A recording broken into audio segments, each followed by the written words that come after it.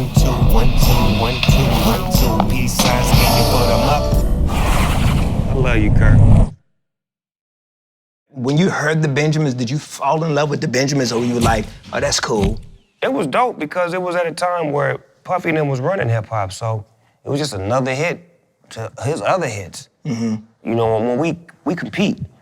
You know what I'm saying? So it's like, I gotta get back in the lab and go try to outdo that. That's some crazy competition. No, for real though, it's friendly competition. It's not like I was in the video, I supported all that, but at the same time, like, I gotta go make me one, man. I'm tired of hearing this, I wanna hear mine.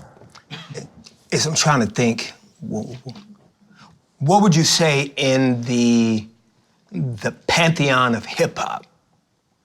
What was the record that came out in hip hop that you think every head would say? Eric B. as president. Dum, dum, dum, dum, dum, dum.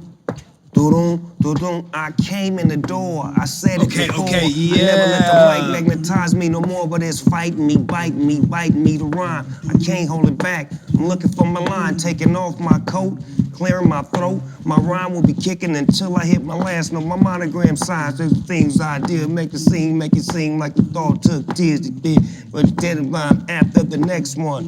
And then it's the last one. And you know that I'm the solo win, so every beat make them clap to this. Boom, boom, boom, boom, boom. That was the one. Yeah. My first time hearing that in '86, You lost your mind. shut everything down. I wanted to be a rapper bad after hearing that. Man, you know what song that made me struggle more than anything was, man, do I want to keep doing gospel? There was only one time that I ever was like, I'm really struggling with not wanting to do anything but gospel. And that was that Easy record. Which one? Easy. Oh, We Want Easy? Easy. Dr. Dre was called for that, wasn't he? Took Bootsy Collins' song, redid it, put him on the song, and then replayed it. That Easy record was a problem. That was hard. That Easy record was a problem. And you and Easy about the same height, so I understand that. Don't do that to me. I understand that. Now I see why you had that on your mind. You probably had a curl and everything. Huh? Really, he was short like me? Easy, he about 5'2½". Oh, I was taller than him. Thank you. But he had a jerry curl, so he seemed a little taller. He was that short? Yeah. That is bananas. Yes. Yeah, man, but that was my record. That was a hot record. That was a hot record. You know DOC wrote that record. From Texas. Let me tell you something. I run into DLC now all the time in Texas now. That's my mentor. That's the one who taught me how to Now break that down. When I got with Dr. Dre, I was dope at freestyling. I didn't know how to write, meaning that I didn't know how to capture the essence of what I'm able to do now. I was everywhere. I had great ideas, great verses, great hooks, but they just was all over the place. DOC showed me how to get that.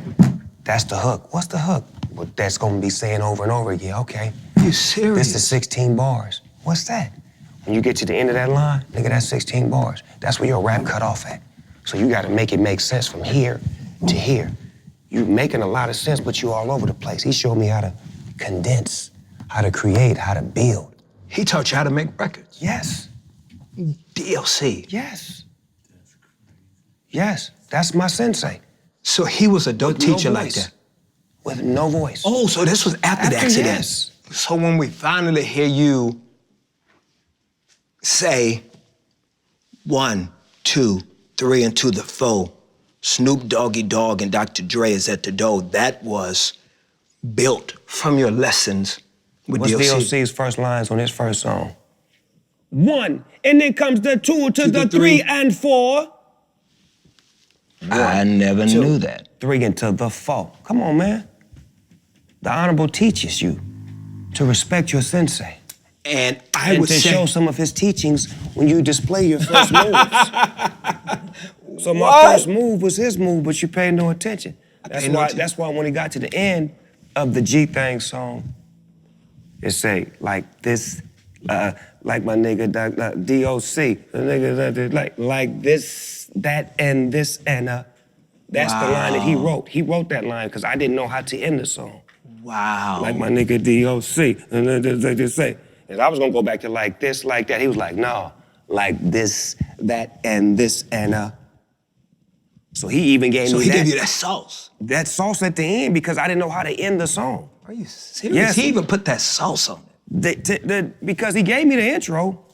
He didn't tell me what to say, but this is my sensei. Yeah. So when I hear the beat, I'm automatically like 1, 2, 3 into the. But I remember him 1, and then comes the 2 to the 3 and 4. And killing it. He murdered that. But you pay no attention to that until I tell you that.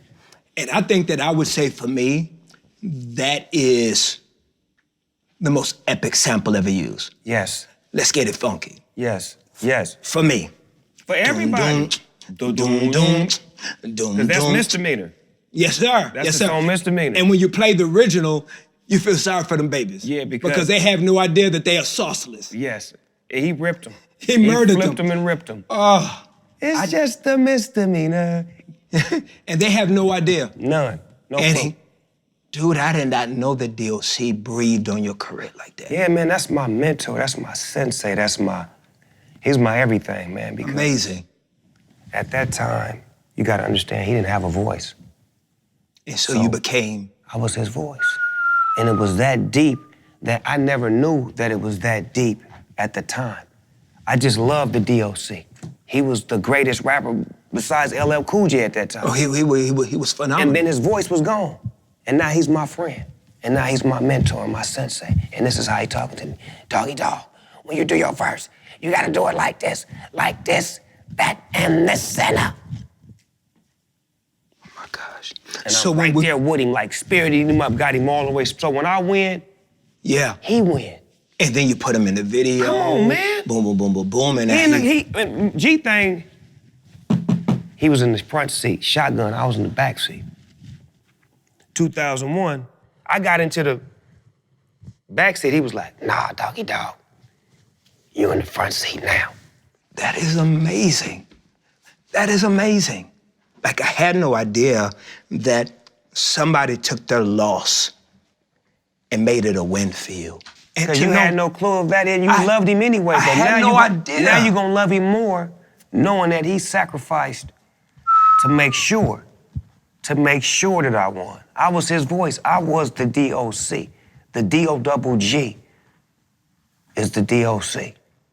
Now, I gotta ask one more question just as a fan. This is a fan question, and you have the freedom to let me know where you want to fall in this space with me.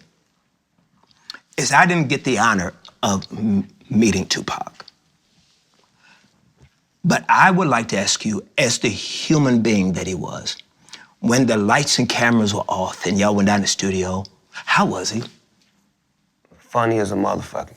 Like, even Biggie said it. Everybody that was his friend would tell you that Tupac was one of the funniest dudes you ever wanted to meet. Are you serious? He was just the life of the party. He just made the most of every moment, like, just fun. He like talking about the scenario, he makes you laugh. He's a fun-loving brother. He's a 70s baby. Are you serious? So brought up in that era, you know, we come from an era where we know how to talk about each other, we know how to laugh, have fun. Yeah, real good, real good, Come on, you know how, look how me and you mesh it. Yes, sir, yes, sir. To me, 70 babies. Your spirit, his spirit is the same way. The way you loving and you caring and you informational and you speak and you say what you mean and you get it out there and you let it be known, you are a reflection of Tupac in a real way. Wow. In a real way. And I don't say that about too many people because he was different. Wow. But he was like how you charm people. When people meet you, they love being around you because you funny, you real, you fly, and you who you are. There's no other Kirk Franklins. I can't name nobody similar to you, almost like you. There's only one. Wow. That is amazing, well, the kind of you. That is amazing to hear that about him because all you saw was the messenger, the militant. But if you really look, you gotta look within what he was saying. Now that I agree with. That I agree with. If you're saying it, it has to do with your life. If you're telling women to keep their head up, and then you're saying, Brenda's got a baby, and you're saying all of these political things that are empowering women, and giving them the feeling of spirit, that's inside of you. Nobody made him write these songs. He wrote these songs from his spirit. So away from the music, you gotta look at the person who wrote the music. If he was compelling enough to write a thug song, a song for his mother, a song for women for empowerment, wait a minute, this was a enlightened brother. Wow. He was quite enlightened. You know, we all got a bad side where we get mad and we feel like we want to tear up something, but look at the records that he made with impact. The Dear Mama and I Ain't Mad at You and them records I've never heard of nobody ever make a song like that. Yeah, and his passion for the disunfortunate. His passion for the hood, for those who didn't have, like, that's one thing that connected me and him. It was a scenario once upon a time, me and my homeboys was riding in a car, and we didn't even have no record deal. And it was two white dudes beating up on a black dude. And we just couldn't take it, and we jumped out and we whooped them and did what we had to do. What we felt good about looking out for the lesser. Same scenario with Tupac. Black dude getting jumped on by two off-duty police officers. Tupac bust on him. This is something that we had in common that didn't nobody make us do it. It was just a spirit that was in us to help those who couldn't help themselves. And it just was like that. No matter what color you was or where you came from, if we felt like you needed help and we could help you, we went on our way to help you. That's why don't you feel that being a role model is not an option? No. Don't you feel that if you, and I'm asking you if you feel this way, that if you have the privilege of being able to grab a mic, along with that mic, you're saying, I take upon the task of being a role model. Do you feel that they both come together? I don't think they both come together because in the beginning, there's no rules and regulations. You gotta learn on the job. Okay. And when you're learning as a young artist, a young whatever you are, role model ain't in there because you young and you still need to be modeled and rolled into your style and who you gonna become. That's very fair. But I feel like those like myself who love being a role model and love being an example, it's just in our nature. It becomes who we are. When I started off, I never intended to be a role model. I never thought I would be one because I was so, you know, looked at as the wrong guy because I came from gangs and drugs and violence. So I could never think I could be a role model, but God heals, time heals, and I felt like during the course of my career and my life, experiences would help me become that person where I could rehabilitate myself first and then eventually try to rehabilitate others. And that's where I became a role model when I said, let me work on me first. Because I can't be a role model for you if I ain't right. That's fair. So let me get me right. Now that I'm right, let me start being a role model for these kids because I can't be a role model for you grown-ups because you already got half your life taken care of. Let me look out for the kids who don't have a future, who may need some direction and some understanding on which way to go based off of my wrong decisions. You know, let my wrong be your right. You don't have to do what I did. If he was still alive, how do you think Tupac would view a lot of what's been happening over the last couple of years with our brothers being killed and shot and with the political climate and just all of the unfinished realities of the dream? What, you knowing him, what kind of guy do you think he would be now in the midst of all that we're facing and seeing? When you see Snoop Dogg right now, imagine Tupac. I'm everything he would have been right now. Everything he would have been, and then some. Because he was 2 steps ahead of me. Really? With his message, with his political way of thinking, with his infatuation with helping others, with his leadership. When we became friends, we were even. But in the eye of the media, I was here. Then when we brought him on death row, he was here. Because I allowed that. I took the back seat because I wanted to see him win. I wanted him to be a part of our family. So then when he became here, he was a step ahead of me because he had more of an idea of what he wanted to do. I was so caught up with just being a dope rapper, and then I just beat my murder case. So my life had went from, I don't want the gangster life no more. I want to live. I got a son. I got things to live for, but they fuck that. When we still banging this death row, we whoop wop. Time out, man. God just gave me a second chance.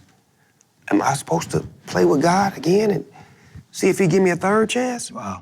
So that was like a fine line to where our relationship went this way because he was a step ahead of me with thinking, but I was a step ahead of him with moving.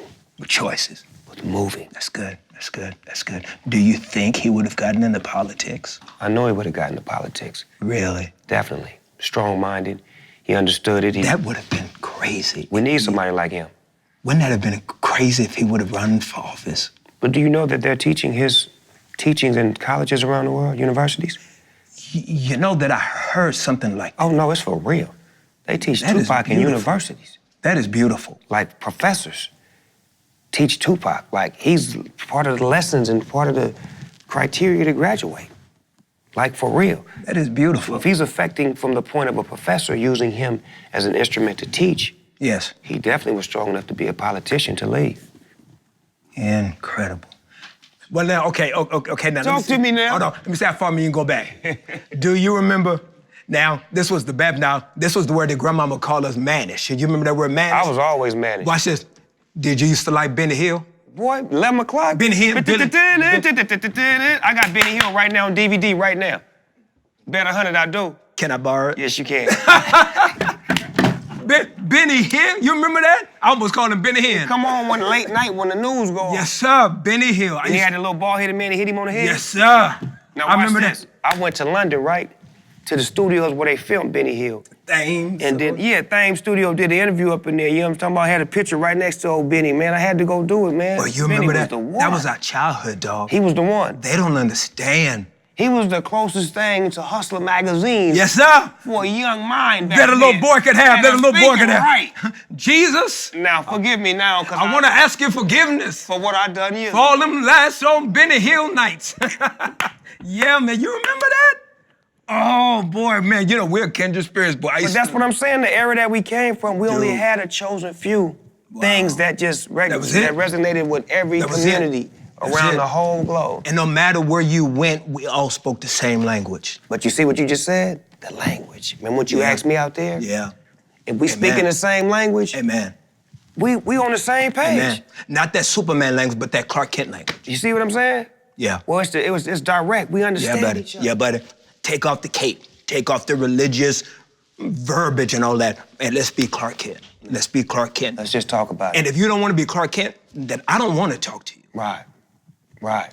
Because we ain't got nothing to talk about. The only thing Superman and them gonna do is try to impress each other with each other's powers. Now, I don't want to, superpowers, but I'd rather chill with Clark. Yeah, because I don't have no pride, so I don't even have any superpowers. That's dope. How about that? This is a great conversation.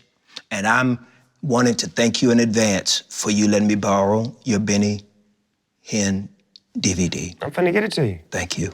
I'm finna go upstairs and get it right now. I'm very humbled. I know exactly where they at because I got them in a nice little collection plate that I put them. I appreciate that. To the side. This is going to be the joy of my trip. Yes. Thank you. And I knew they was gonna come in handy when I got them from London. And the interview is now officially over. Complete. You complete me. Oh, man.